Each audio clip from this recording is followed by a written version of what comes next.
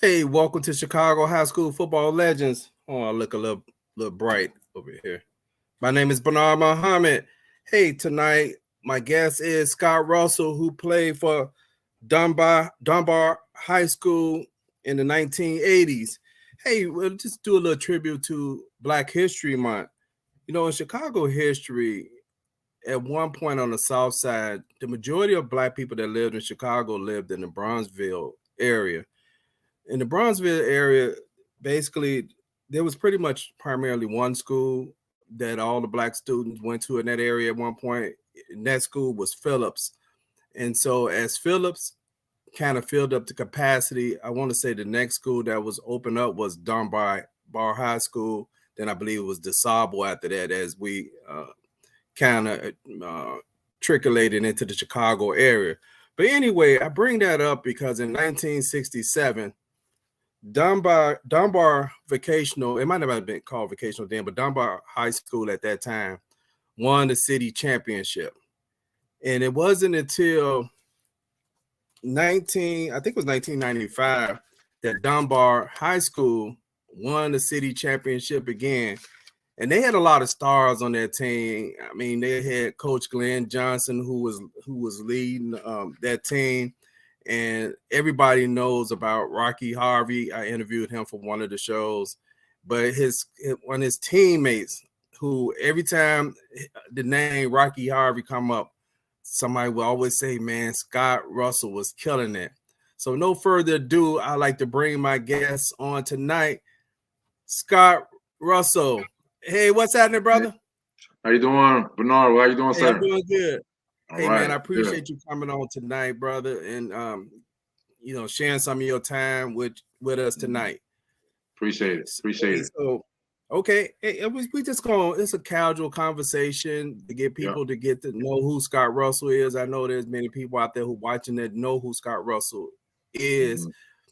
So, Scott, when did you first start playing football? I know you came from a very religious background. When did you start playing Right. football?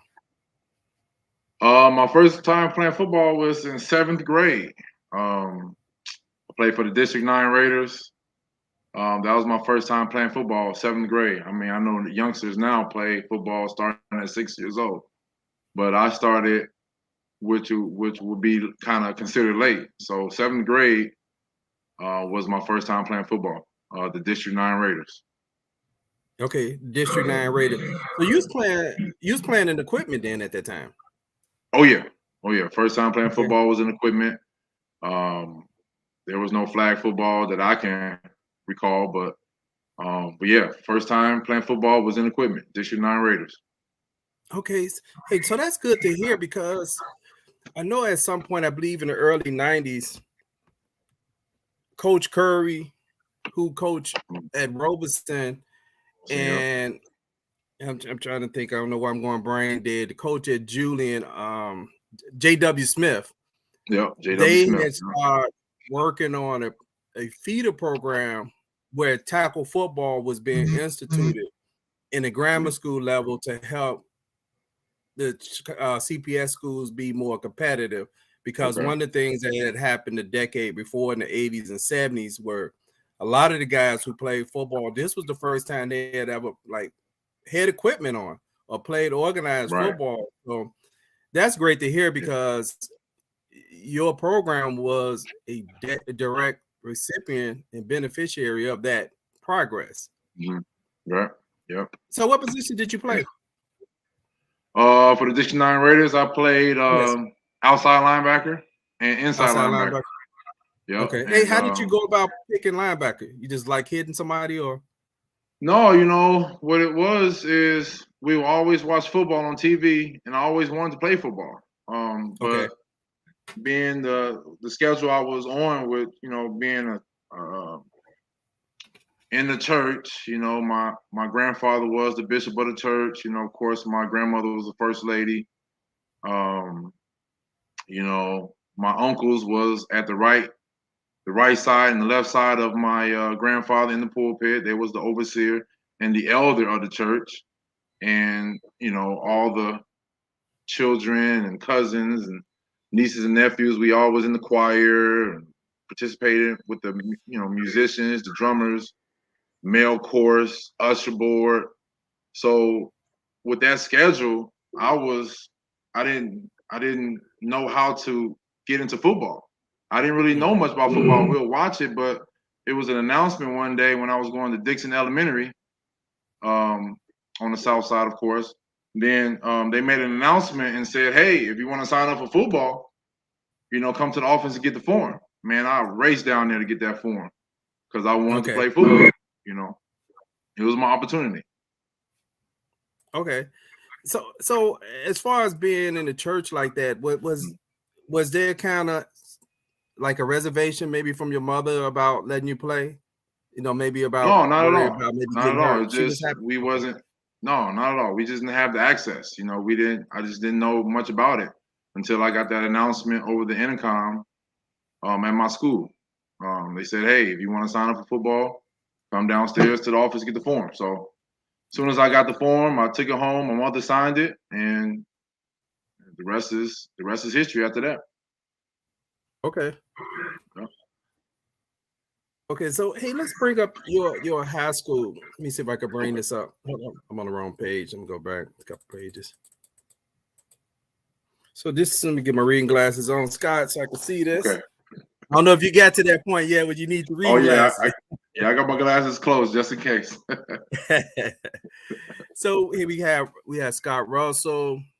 It was Dunbar Vocational at the time you played, correct? Yeah, it was Dunbar Vocational. Yep. Okay. Yeah, I know a lot of these schools now, they went through so many name changes. It's kind of it's kind of hard to keep up what name they were at the time. Yeah. Hold on, you got some people out here that say, hey, this dude, okay, I don't know what he said. Scott is a beast. So hey, we got Scott as linebacker, fullback. I have you playing Fossall your freshman year, varsity from 1995 to 97. I have you at all state, all city, all section. I have you a 1997 Prep Bowl champion and also a two-time city champion. Played 4 years for Eastern Michigan University. Yeah. Sounds about right. Okay. That's about right. Yeah. Okay. Hey, so when you get there in high school, you decide to play Fossall football. I mean, what was the trial like? Did they have 2 days back then, or what was the trial process? Yes, we had 2 days. It was you report early in the morning, probably about 7 o'clock in the morning. Was probably on the field by 8. We practiced from 8 to 11. Then our break was from 11 to 12, 12:30. Was back on the field by 1 o'clock for the second session. And we was probably off the field by 4:30, I'm thinking. But yeah, 2 days was excruciating. I mean, that was the first time I felt my body feel that type of soreness. 2 days at Dunbar. Ain't nothing like it. Not even in college. Okay. Yeah. So after you make the team, did they move you to linebacker your freshman year? I mean, I know you played it on varsity, or did they play you at another position? Because you was kind of big for a freshman, right? No, actually, I was pretty small. I think I came into Dunbar at 165, I would say. So I was at guard, and I was at guard at first, and then and at linebacker. But they saw that I could play a little linebacker, so I pretty much primarily played linebacker. Okay. That explains with you playing guard that when you moved up to varsity, I'm looking at some of the videos, and of course I was at some of your games actually. I actually came quite a few of your games in 96 and 97. And I can remember you playing fullback, kind of laying guys out. So that makes sense now, because if you was playing guard on offense freshman year, you picked up a lot of the fundamentals for blocking. Yeah, no doubt. And I really like to hit. I mean, that was one of my access, something I like to do. Matter of fact, if you look at my forehead, I still got bruises from my Dunbar helmet. I didn't get this in college. That was from my Dunbar helmet, man. Those helmets at Dunbar was hard, but I love to hit, and back then, the style of playing was different. Now football is all about the pass. But when we played football at Dunbar, we ran the ball. You knew it was coming straight for you. We ran down your throat. There's nothing you can do about it. But Coach Johnson instilled in us. Just tough-nosed football, hardcore practices so the game would be easier. Okay. So when I looked at some of y'all formation, it looked like y'all ran like a wishbone formation. Was that correct? Yeah, wishbone, power eye, and we ran the eye backfield. Okay. Hey, we got a question from look like Raphael. He said, "Hey, Scott, great to hear your story." Let me skip that. He said, "Question: Do you think the biggest difference between playing football in the '80s to currently this day in sports? I guess you played in the '90s, basically." Yeah. I think the biggest difference playing sports in the '90s to current today is in the '90s it was play at your own risk. You know, our goal was to, you know, run down your throat, hit you. Our goal was to not malicious, but to, you know, knock you out the game. That was the game. That was our game. So we had to be a tougher group. We had to make sure our bodies could take the punishment. So it was like either you're going to work out, you know, condition your body so you can take the punishment and instill just harm to the other team. Because our goal was we want to see your second string running back. We want to see your second string quarterback. You know, that's what, you know, make our job easier. So that was our goal. That was instilled in us at Dunbar. Okay. Now, when you get into, because you know, when you come from freshman football to sophomore, you went to varsity, but when you come from freshman football to varsity, there is some adjustment. You know, the guys are a little bit bigger, and the speed changed a little. Absolutely. When you laid your first hit on somebody, I mean, what did it feel like? Do you remember? Because a lot of times getting that first start, man, is some of the best memories when you first get to varsity. Yeah, to be honest with you, Bernard, I didn't really start hitting to my junior year. To your junior year? I would tackle you. I wasn't scared to tackle, not at all. But to really start hitting was my junior year. That's when I transitioned over to fullback. Because my first year, false off, I was a linebacker. Then my second year on varsity, I started outside linebacker. And then my junior year is when I had that confidence, and you know, my body developed. I got stronger, bigger, faster, and that's when I started to hit. That's when the game really came to me, as far as, you know, being physical and outright just a dominant force on the field. My junior year. Okay. Now, you know what? When I look at your story, Scott, y'all program was like Julian's in the 1980s, where Julian was in a championship every year. And I'm looking at your story, pretty much the 3 years that you was on varsity. I mean, correct me if I'm wrong. You was in a championship every year, right? Yeah, we was in the city championship every year, but my sophomore year. Sophomore year. We lost to Julian in that semifinal game. Okay. For the city championship. Yeah, we lost to Julian. It was a 4th and 1, 4th and 2. And if we'd made the first down, we definitely was going to win, but we didn't. We should have gave the ball to Rocky Harvey, but you know, that's neither here or there. You know, but it made us to what we became. You know, our last 2 years we was dominant. We was unstoppable. Okay. So that loss your sophomore year, was that a motivation in off season to, you know, to get y'all motivated for the next year? Absolutely, because now though that freshman class that came in was all together, because we had some guys that stayed down on false off. They played 2 years on false off. And then now those guys are now on varsity, full-blown varsity players. So now the motivation was, hey, you know, we're all together, we're back together. We know what it feels like to lose to a team we should have won to. Now we are controlled. Now we are the leaders. Let's lead this team to championships. And Coach Johnson, Coach Smitty, we just worked hard at it. We worked hard at it. I remember Rocky in his interview, he talked about how we learned how to steal time, and we did. We learned how to steal time. We practiced in the morning. We would practice at after school. We stole time. The only time off we had was after the Prep Bowl game. The whole month of December, when we came back in January after the break, we got to it. We got to it. Okay. So man, how many coaches did y'all have? I mean, because that was one of the things with the public league when you compare it to like the Catholic teams. Catholic teams look like at times they had about 8 to 10 coaches out there. I know you just named about 3 coaches just a few seconds ago. How many coaches did y'all have on the team, and what positions did they coach? Oh yeah, so we had Coach Johnson, the head guy, of course. We had Coach Smitty's. Coach Smitty was the false-off head coach, but he was also like the guy who was like the utility knife. He did everything on varsity. He was the one he was that glue that glued everything together. All right.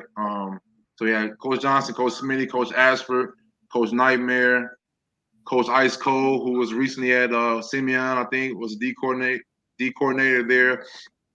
I would say we had about good 8 to 10 coaches on the staff. Oh, that's good. Yeah. So when you looked at that loss to Simeon, was there anything particular other than that, where you said y'all should have gave it to Rocky on this one play? Was there anything that you felt you could have done differently in that game? Because I know a lot of times, even when you're a champion at something, it's the losses that kind of stick with you for a while. Oh yeah. You would think is you to concentrate on the victories. I know personally, it was the losses that I would like kind of stuck on, man. It don't matter what champions like, man, how did we lose this game? Right. When we lost to Julian, mind you, we all sophomores. Rocky's a sophomore. I'm a sophomore. The other starting linebacker, Larry Williams, was a sophomore. And then we are in the game with a whole bunch of juniors and seniors, the leaders. And Coach Johnson at the time gave it to the upperclassmen, which, I get it. So he gave it to the upperclassmen on that 4th and 1, 4th and 2, whatever it was. What I could have done better, I think that game for me was to be more physical. I was at outside linebacker on the right side, and Julian, they pounded the ball just like we did. So on my role, I guess I could have played, a little bit more physical, play more instinctive, I guess you can say, took risk, because when we became juniors and seniors, we knew the defense, we knew the offense like the back of our hand. So we would kind of elaborate a little bit more when we played football, because we knew the defense, we knew the offense, so we'll stay in the ramifications of the offense and defense, and we would kind of elaborate a little bit to throw the other team off, because we was confident what we was doing. So I guess I could have just been more instinctive and took more risks as a sophomore. But like you said, I'm not a leader, I'm not a captain, so I tried to stay in my place. Okay. Hey Scott, we have a question for you right here. Can you see that? Yeah. It said, what is the best age to start your child in football? That's a good question. I would say it depends on the child. If your child is physical and out there, is a roughneck, per se, is a very physical, he's active, I would say 7, 8 years old. I started my oldest son, he started at about 7, 8 years old playing football. And, he did well. He just finished his senior year of football here in Michigan. So, yeah, 7, 8 years old is it depends on the child. Okay. Hey, we got it. We have a comment out here by Rocky. Hey, what's up, Rocky? What's up, Fred? He said we were young and we didn't realize the impact we had as sophomores. That's true. That's very true. That's true. Hey, we have another Nino Brown. We really didn't think anyone worked harder than us. we didn't deserve. Hold on, say they didn't deserve to compete. You know, Yeah. working hard. You know, working hard when you play football pays off. Yeah. A lot of guys when they have, to me, when they kind of like have talent, natural talent, sometimes they get away with the talent and they don't work as hard. But when you really work hard, especially in those off seasons, you got to get those times in. I mean, that's one thing I will say for young players who are out there playing, hit the weight room as early as you can. To build up some type of muscle. I mean, personally, I had never saw weight in my life until my junior year in high school when I was about to try for varsity, but I never seen a weight. I mean, man, weight was my friend. Hey, Scott, I want to bring up this right here. Okay, I'm gonna ask you about this article. It said football is a religious experience for Russell. I mean, what did they mean by that? I know I was reading this article and it talked about you doing your homework and your mother, you know, like she didn't play that, you know, like, hey, you going to school and you're gonna keep your grades up. And I remember in Rocky's interview, he actually mentioned like, hey, we didn't tolerate like no drugs or drinking. You know, the players would deal with you. So what is this article? I mean, is anything that you can remember about this article? Yeah, I remember when this article did occur, you know, they used to call me the deacon, you know, some of the players, Coach Johnson, because I was active in the church. They knew I was going to church.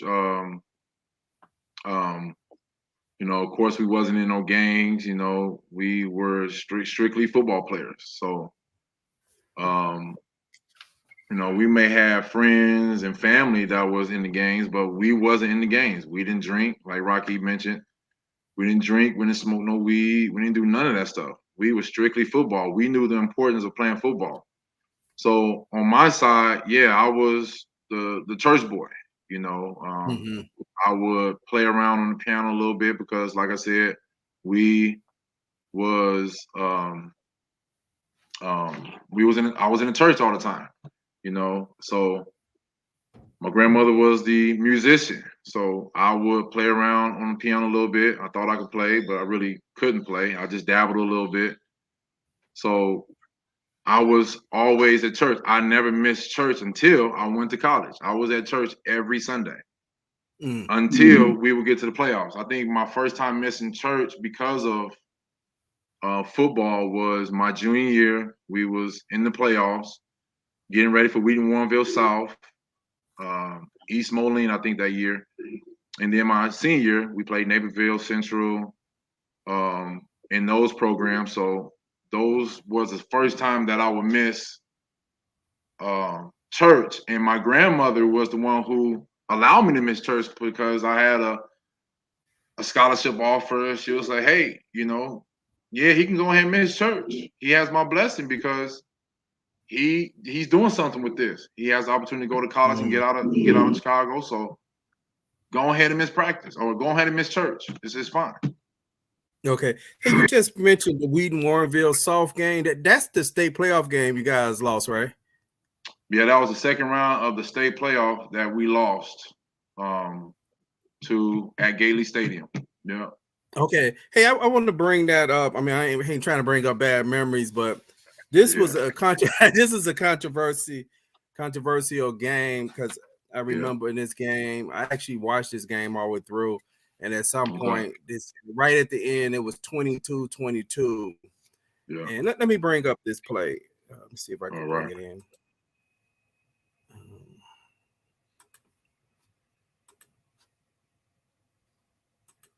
Let me see. Sometimes bringing this stuff in is kind of challenging. Hold on. I'm going to close down all my extra screens so I won't get confused. Okay, there we go. Okay, there we go. Can you see that? Yeah, I can see that. Okay. Let me get back to the screen. Okay, so let's run this play. Huge touchdown. First and 10 from the 38 with 18 seconds to go. On each side. Here's the pass. Right now.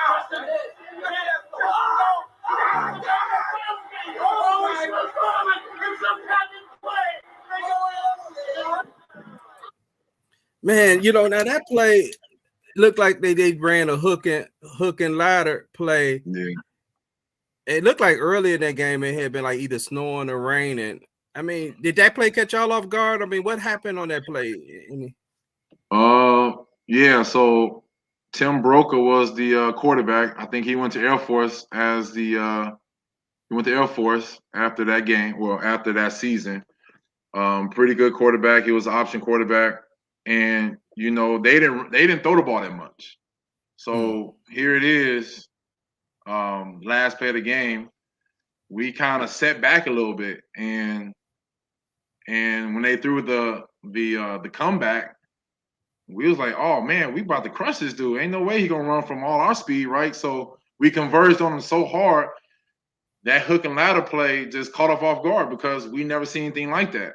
Mind you, we're in the public league, and what we do in the public league in Chicago in the 90s was run the ball. Run the ball, yeah. That was the style of football around the country, was to run the ball first. And to throw the ball in that situation, it did catch us off guard. We converged on him so tough. We didn't even see that number 37 with that coming out to the flats. We didn't see that. Okay. So obviously Rocky indicated that he said on the hook and ladder, the guy knee was down. You really can't see the guy when he first catch the ladder, when he pitch it because of the way the video was shot was from the audience. So you only could really kind of see the catch, right? And you kind of see the guy once he breaks past where the camera was coming from the audience. So that game, I believe the way Chicago Sports Head did, they kind of reformatted football like when we played in the 80s. I believe after the first round, if you won that first game, you was not eligible to come back to the city. You pretty much was just out of the playoffs too. So it kind of lent itself then to some teams purposely like kind of evaluating their team as like, hey, you know what? We actually thought some teams actually lost that first game on purpose to try to come back to the city. But in this case, y'all was able to come back and y'all won the city championship that year, right? Yeah, we won a city championship. Because at the format at that time was if you won your second state playoff game, you had to stay in the state playoffs. But we lost our second state playoff game, so we got bumped back down to the city championship. And I think that year after we came from the city championship, I think we played. I can't remember Mather. I can't remember. Yeah, I remember something about Mather. You said Mather. Hold on, let me see if I got this on my screen. The headline said Feisty Mather seeks revenge on Dunbar. Okay, so it was Mather, yeah. Mather had a good squad. They was from the I think the west side or the north side. I can't, I just know about the south side, right? So Mather was a good team. They had a good running back, a good team. But they came against Dunbar. So most teams don't fare well when they came against us. It's just what it was. Okay. Hey, I see this right here. I put this on the screen. It says, so y'all lose that year. Look like it's to Loyola in the Prep Bowl. Yeah, we lost to Loyola in the Prep Bowl. This was after we won the city championship. I think that year we won the city championship versus was it Lane Tech? I can't really remember. Our junior year we won the championship. No, Lane Tech was our senior year. See, when you win a championship, brothers, you have to separate. You have to separate the years. Us who won to win championships. Yeah, I know. I can't. Yeah, because you got to think when we was freshmen, we won the city championship with Carlton Carpenter, Sam Wilkerson, and those guys. And then of course we lost our sophomore year, and then our junior year we won the city, and our senior year we won the city. So they said the talk was Julian ran the 80s, Dunbar ran the 90s, and I think they said CVS ran the 70s, if I'm not mistaken. So yeah, CVS won quite a few championships in the 70s. Robeson had a little run in the 80s, and Simeon won a few, but primarily, I mean, like one of my guys always say, the 80s was Julian's, it was Julian. I mean, no lie. I mean, we had Carl Boy on here who played running back for Julian, and he won city championship 3 out of the 4 years he played varsity. He won, and I believe Julian was one of the teams that first kind of made me start watching high school football when I was in 8th grade, because there was a TV show at the time that called Ray Rayner, and Ray Rayner show, it was on Channel 9, and they used to feature the city championship team, and they would come on. So in our neighborhood, that was big, even though I didn't live in the Julian area. With just seeing black people on TV and being highlighted and being given, encouraged, that was encouraging for me. But hey, now you guys go back now, and y'all, I mean, now y'all living up to the Dunbar Mighty Men. Hold on, let me say this for the people who watching. Thank you for tuning in to Chicago High School Football Legends. Our guest tonight is Scott Russell, who played football for Dunbar Vocational High School. He played 94, 95, 96, 97. His freshman year, he played varsity. Freshman year, he played Fossall, and the next 3 years, he played varsity. So going back now, I mean, y'all get to really just hoist it up. We Dunbar Mighty Men. Y'all done earned your own championship. I mean, how did that feel going back to the school and being champions? I mean, that had to be a great feeling. It was a great feeling, man. We had our student body, man, was our biggest fans, our greatest fans, because they came to the games every week. And you gotta think, we all came from all parts of the city, so they would have bragging rights wherever they live, right? So here it is. I used to live on 75th and Wabash and went to Dunbar. So here it is. I'm next to South Shore, kind of close to Simeon. So I would wear my Letterman on the bus all the time. So we had bragging rights in the city. So you felt proud and confident to wear that Letterman on the number 3 King Drive bus all the way to Dunbar, right? And so when we get back to school, it was good to hear that your classmates was at the game, and they would say what they saw. They would share their experiences. So it was a great time in Dunbar history. It was a great time. Yeah, that had to be amazing thing. Like I said, I know your freshman year is when y'all won that first city championship, and previously it was not won by Dunbar since 1967. Yeah. So I mean, that's amazing, and it showed that y'all hard work paid off, and that's one of the things too we want to let young people who watching now, that if you work hard, you could become successful. That there's no shortcuts in this. It doesn't matter what it is. It doesn't matter if it's work or sports or etc. You need to dedicate yourself to your craft and learn your craft. Okay. Hey, so let me bring up this right here. I got another article here. This is moving into what, your senior year? Yeah, senior year. Yeah. Okay. And you know what? Your junior year, it looked like y'all defeated Lane Tech. Lane Tech. Okay. Yep. That sounds about right. I can't really remember. Okay. Yeah. No, I think Lane Tech was our senior. Somebody said y'all beat somebody 82-6. Yeah, that was our. That game? I do remember that game. I can't remember the team, but yeah, I think that was the first round, maybe of the city championship. We beat them 82-6, and you gotta think, we wasn't trying to run up the score. I remember Rocky mentioned his podcast interview. He will leave the game by the second quarter. And then we'll bring in Curtis Corbin, to do the rest of the game.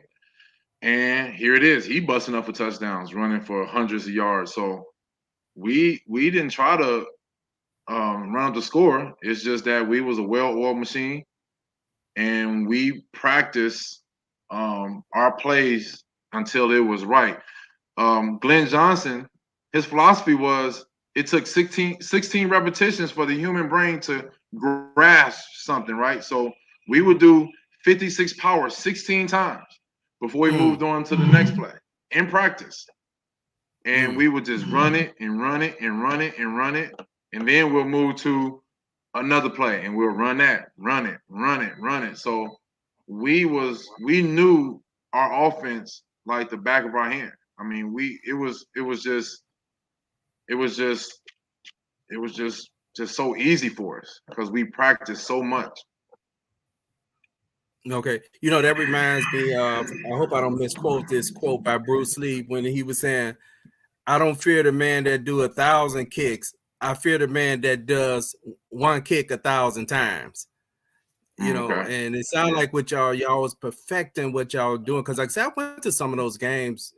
I mentioned to Rocky.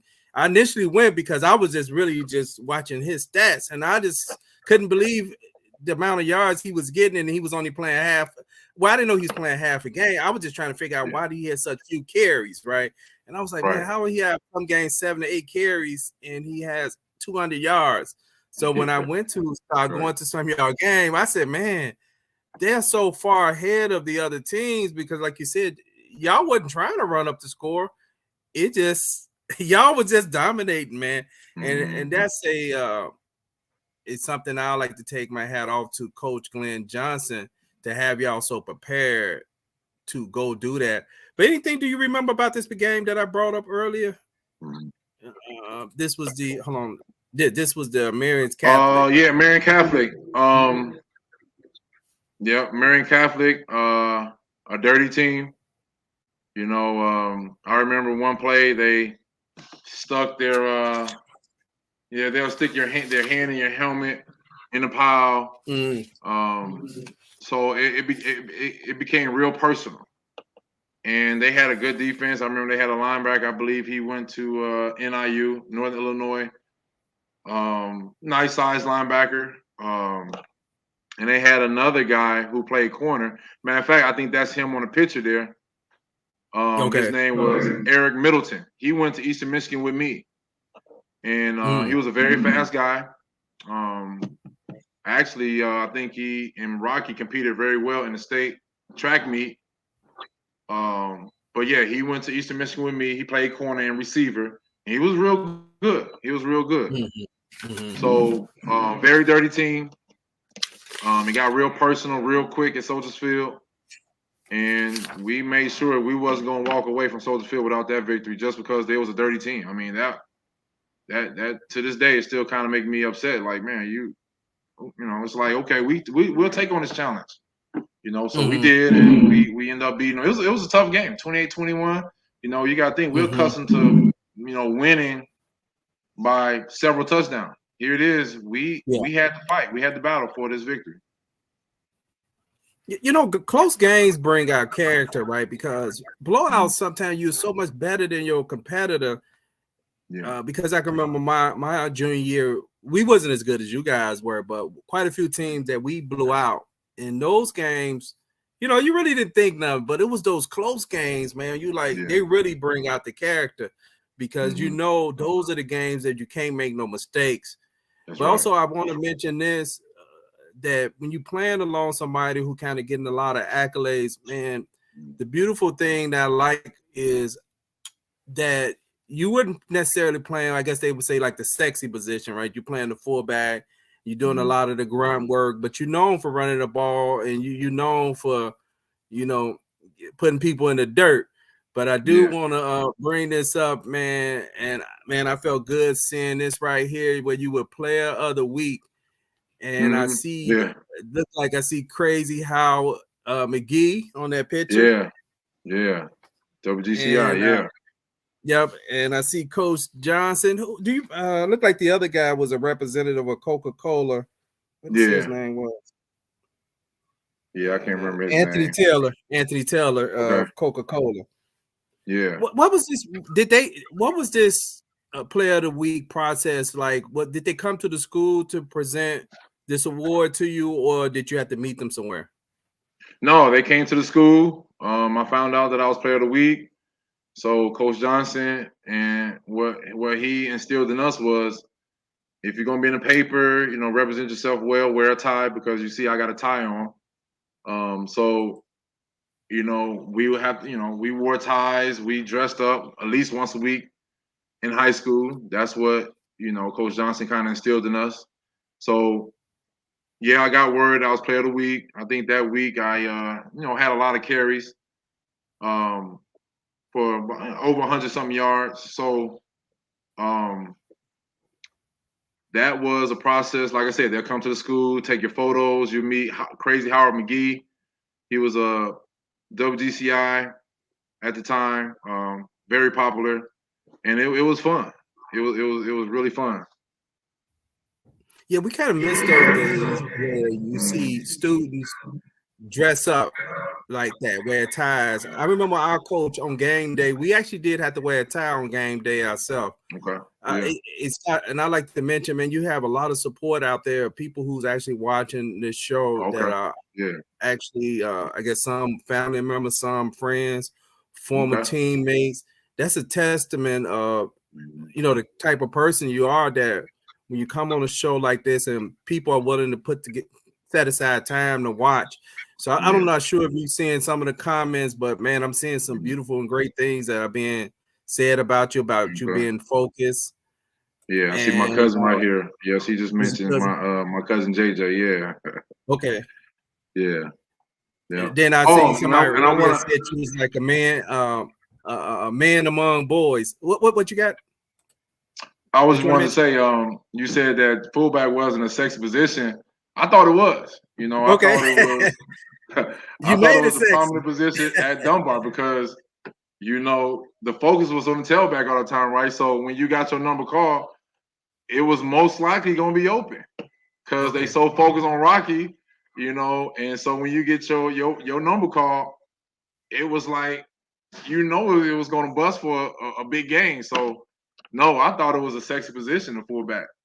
I like to block. It was something that I love to do. Yeah, I do want to note, I want to say you rushed for about 1,200 yards one season? I think so. I mean, because I had a lot of yards because, like I said, they focus on Rocky, right? So you'll bust up for a 31 trap, 32-41 trap, and you will get a lot of gains. I remember one championship game versus Lane Tech. The very first play of the game was 32-41. So everybody waiting for Rocky. What Rocky gonna do? So very first play of the game, I bust up for I think about 75 yard touchdown. First play of the game. So I love fullback. Okay, man, y'all backfield, man, was incredible. I mean, Rocky one season had about 2,600 yards. You had about 1,200 yards. I forget, what was the other running back name? You had Landon Turner my senior year. Landon and then Turner, you had Lashonte LaFleur my junior year. Okay, and I think he had about 1,400. I mean, I think one season between the three of y'all, I mean, not to mention maybe the third, the guy who came off the bench. I mean, y'all had almost 6,000 yards rushing the ball. I mean, that's incredible. We have a question for you. It's hold on, let me find that question. I just saw it a second ago. It said, "How has football changed how you see and approach life today?" Okay, right. So, the game of football, you're gonna get knocked down, right? So, in order to keep playing, you got to get up. So when you go to life, you're gonna have some bills, you're gonna have some money issues. That's life. You can't let that, knock you down and keep you down. So you gotta get up. You gotta figure out a way to handle money, change money, find some money to pay these bills, right? Because the bills are not gonna go anywhere. Just like football, the game is not over. You're gonna get knocked down. You're gonna get hurt, but you gotta get up and keep going. So that's how football translate over to life. You know, Okay. you gotta get up and keep playing. You gotta keep paying these bills. You gotta take on trouble as they come and live life. Absolutely. Hey, Rocky mentioned that y'all play arena football together. Hey, you know what? We gonna get to the arena and then we gonna touch on your college career briefly. Okay. We got some more comments out here. I'm trying to get to all the comments.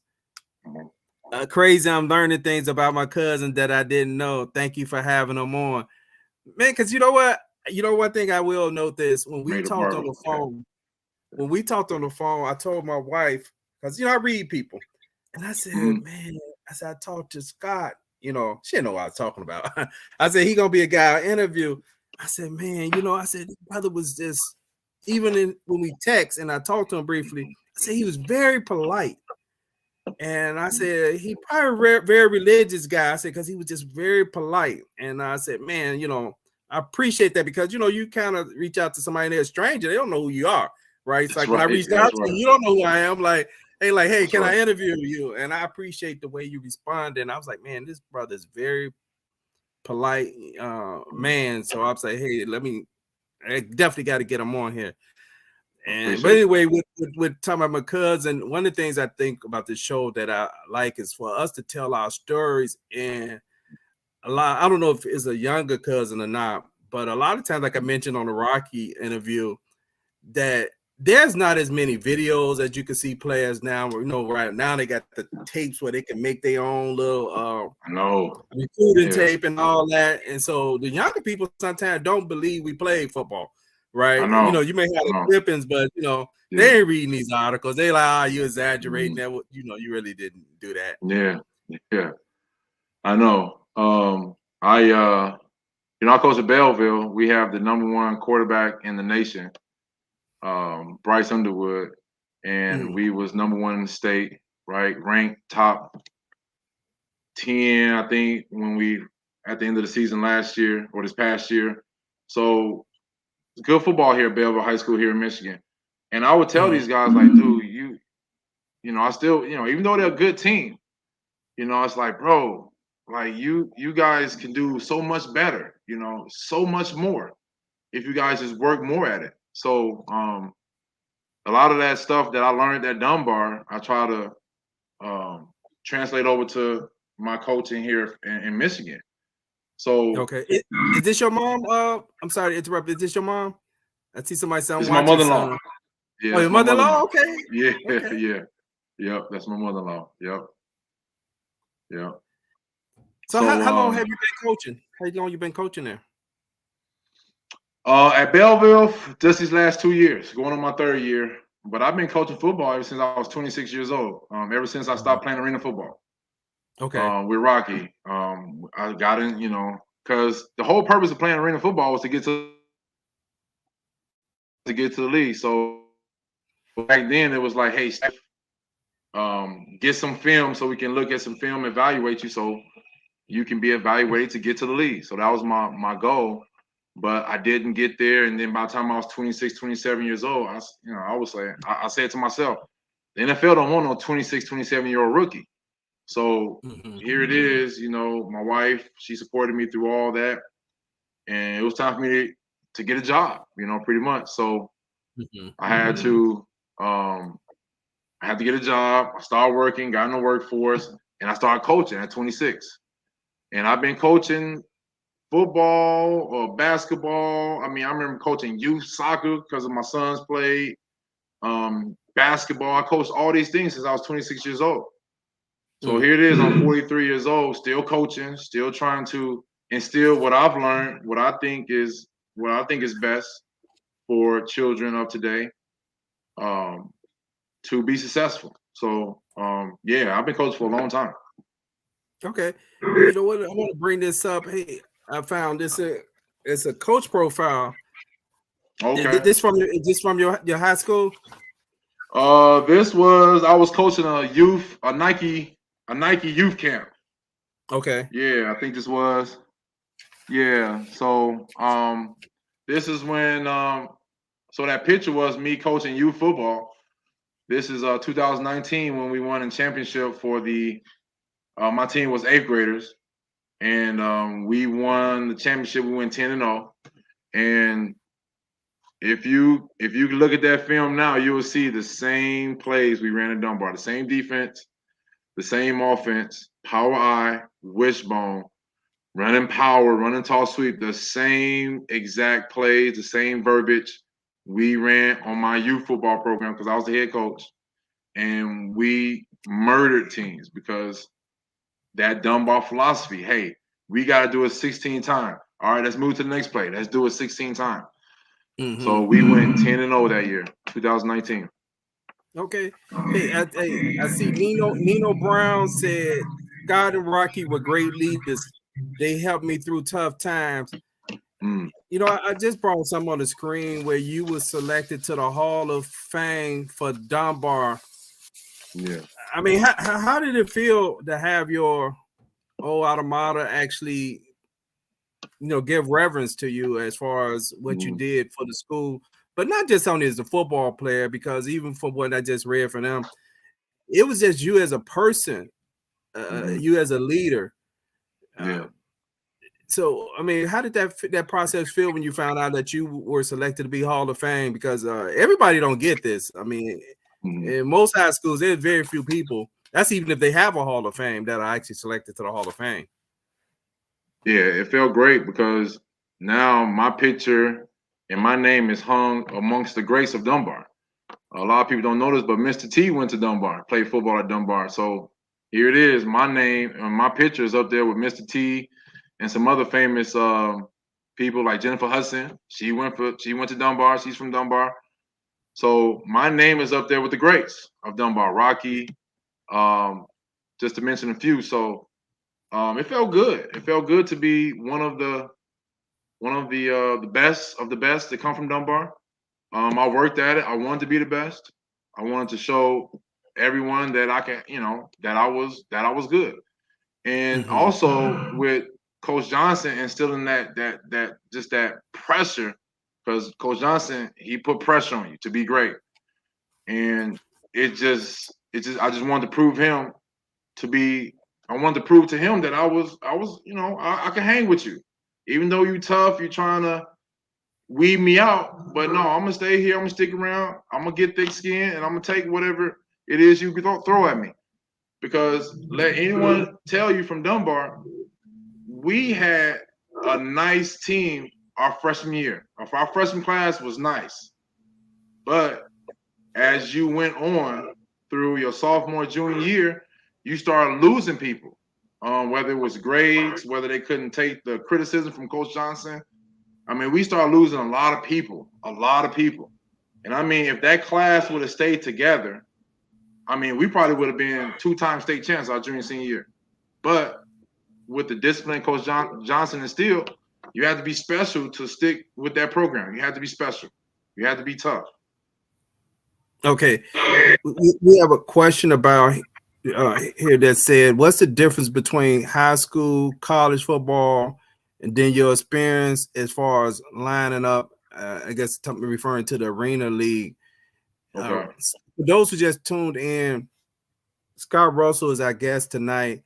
He played for Dunbar Vocational High School in the mid-90s, won several championships, and also he played college football at Eastern Michigan University, and he also played several years arena football. What was the arena football team? Can you mention that when you answer the question? What was the team that you played for? Oh, it was the Fort Wayne Freedom, yeah, in Fort Wayne, Indiana. Okay, what was the difference between playing at Eastern Michigan and playing at Dunbar? It was a lot easier. College football was a lot easier because you're not a two-way player. You on one side of the football. Practices were easy when you get to college, and I would say that because it was the Dunbar. What we did at Dunbar. Dunbar was hard because Coach Johnson was trying to get you to the next level. And when we got to college, it was easy. The only thing hard about college is because now you got to incorporate your school with the university. mind you, we went to a vocational school. So they taught you how to work at Dunbar. They didn't teach you how to write papers and pass the tests, right? So it was a vocational school. So we learned how to work.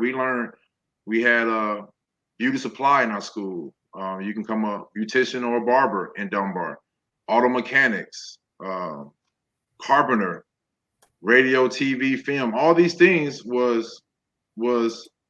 that's just what we learned, how to work. So when we leave Dunbar, we can go in and workforce and be productive and make money right away. But for those guys like Rocky, myself, and others, we had to go to college. Now it's like, okay, now we got past the ACT. That was difficult. I think I had to do the ACT test maybe 3 or 4 times just to pass it. When I got to Eastern, all these papers thrown at me and thesis, and I was like, man, I don't know what this stuff is. So you had to learn these things on the fly, if you will. So when I got there, a lot of questions. I had to lean on my counselors a lot. Like, okay, I need help because I don't know anything about this. So that is the difference. Football side, easy. But with football and classes, it was difficult because now you don't got your mama over you saying, hey, wake up, go to school. You got to make an effort to get up, go to school, go to class, be there on time, go to practice. And then after practice, you got to study. You got to learn how to write a paper. Where does the comma go? Things like that. So, Right. So that was the tricky part. Hey, now, did you have to beef up any? Because I know one of the articles indicate, and I know sometimes with the articles it was kind of here or there as far as size, but they had listed you at 6'1", and I want to say about 215. Do you remember what your size and playing weight was in high school? Well, I definitely won 6'1", 215. That was okay. That was to bump up the stats a little bit, right? So, and to put fear in the other team, but. With a Negro, I may have looked like a 215 guy, but no. My senior in high school, I was probably 185, 190. Okay. And your height? My first game at Eastern Michigan, I was 197, 198 playing linebacker versus Michigan. So I was small. I was a small linebacker going in. Okay. Did they have you playing outside linebacker at Eastern Michigan? Oh, they had me playing east, and they had me playing inside. They had you playing inside. Man, that was a challenge, wasn't it? Oh yeah, it was a challenge. Yeah, but I eventually got up to 235. When it's all said and done. So I did beef up a lot in college. Okay, one of the Facebook users said you were like Brian Urlacher. Scott was like Brian Urlacher. Yep, I love to hit. Mind you, I learned how to hit right in Dunbar, and when I got to college, I would hit you. Remember, the philosophy was, I want to see your second string running back. I want to see your second string quarterback because I want to make the game easy for me now. So it was a more nastier game back then. Now you'll get penalized and making a tackle. Now you got to think about how you're gonna tackle a guy now. Yeah. So when you mentioned Michigan, did you play against Tom Brady at that time? Because Tom Brady, I believe, came out of Michigan around, I believe, 98, 99, somewhere around that time.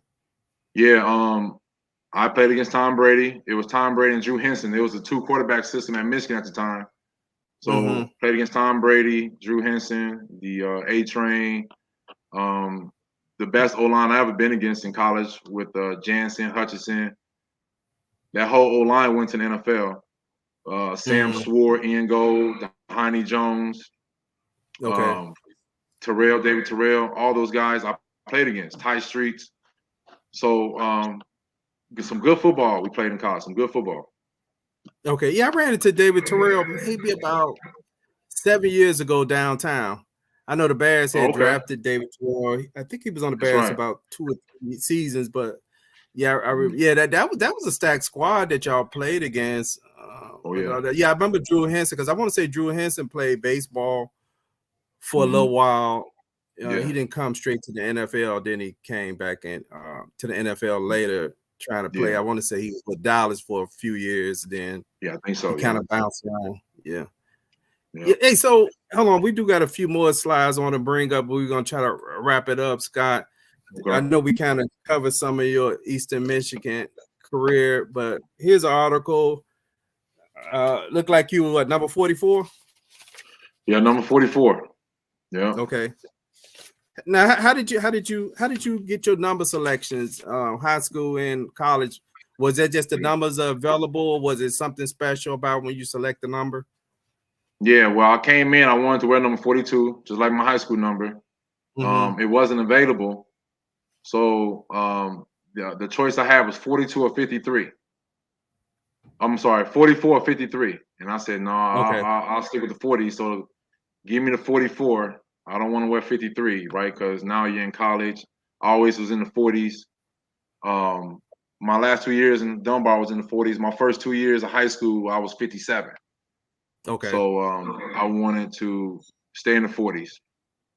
Yeah. And that's one me of my running favorite football there, backs. man. I still had it. I still can run the football there. Okay. Yeah, one of my favorite running backs wore number 44. I don't know if you familiar with him, because I know you would have been a real, shorty at that time, was Chuck Foreman. I don't know if you recognize the name Chuck Foreman. I don't. Well, Chuck Foreman played for the Minnesota Vikings in the 1970s, and he was kind of one of those original jump cut kind of running backs. Okay. And I just used to love to see the way he cut, before I fell in love with Walter Payton. But that was one of the few people that, and then I want to say Robert Newhouse. I believe Robert Newhouse, like I said, it might be before your time too. Robert Newhouse was a fullback for Tony Dorsett. Okay. Dorsett from Dallas. Yeah. He had the big neck thing on like you were in high school. Also. Yeah, I heard. I seen him play Newhouse. Yeah, I've seen some old clippings of him. Yeah. Okay. Yeah. Okay, so hey, man, you had some greatness in the numbers, and I know there's a lot of people out there that's watching this show that's saying that they knew you, and they like, wow, like some of the stuff they didn't know. Like somebody mentioned that they didn't know about the struggles, that you had. But a lot of time as men, when we get to college and stuff like that, and we going through some struggles, a lot of times those struggles are personal. Those are not things sometimes we share with people because we're trying to figure it out. We're trying to figure it out and make things work. Yeah. But is there any other things that you would like to share from your journey for playing, high school football, your involvement with the word in church, coaching youth football? I mean, anything you would like to share before we close out for the night? Yeah, sure. Well, first I want to thank you appreciate you for allowing me on your platform here. I really do. This means a lot to me. So I want to thank you there, Brother Bernard. But yeah, football to me was life. I played it. Like I said, 7th grade, I heard that announcement over the intercom when I was at Dixon Elementary. And then I went down there, got my papers. My mother had no problem signing the papers. Then I went on to high school, played at Dunbar. That was a blessing in disguise to go to Dunbar, because you got to think, I was in a lottery because my neighborhood high school, which was Simeon, was full. So I had to be put in the lottery. So here it is, I'm being juggled around, and I landed at Dunbar. So that was a blessing to be at Dunbar, to play with the guys I did play with, and then to obtain a scholarship to go to Eastern Michigan University. While playing, like I said, I did some great things there. I'm the all-time leading tackler in Eastern Michigan history. That record has been set for 22 years. A lot of people don't know that. I really don't advertise that much because I try to be as humble as possible. But at the same time, it is a great achievement. So I'm the all-time leading tackler and solo tackles at Eastern Michigan Universities. I'm number 2 in total tackles behind Reese McCaskill at Eastern Michigan University. I was talking to the Carolina Panthers my senior year, but they went with another guy, a guy from Michigan. They drafted him instead. And then I went on to I tried out Canadian football, and then I ended up playing arena football with Rocky, which was good to link back up with him. There was another guy named Andre Brooks, who I played college football with here at Eastern. He was on the team. So it was like a family reunion almost at Fort Wayne. So then after a while, I met my wife in college. You know, I have 3 beautiful sons. So like I said, all a blessing. So without Coach Johnson instilling greatness in me, letting me know I can be great, I wouldn't have the life I have today. So I owe it all to the Most High, and then also to my upbringing, my family. You know, my family was a disciplinarian family, right? You'll have my brother, he was 8 years older than me, my sister. They all instilled discipline in me. Of course, my mother. My grandmother, she'll whoop you with the extension cord. She didn't play no mess. So it was just all worked out. You know, it all worked out. Okay. Man, thank you so much for sharing your story. I really appreciate it. I'm sure the people who are out there watching are really enjoying this show. A lot of people tuned in tonight, Scott, to hear your story, and I appreciate you sharing it. And that's amazing that you had a amazing career at Eastern Michigan as well. Yeah. Matter of fact, I'd like to bring back you and Rocky if I can at the same time, and y'all talk about y'all playing days at the arena football, right? Because I like to hear a little bit more about that as well. I know we're kind of running out of time tonight, and I know Rocky wanted to come back on, but I'd like to hear about playing arena football back when y'all played, you know, and that's amazing how both y'all ended up being teammates again. Yeah, it was. So, hey, thank everybody for tuning in to Chicago High School Football Legends. Peace. All right, baby.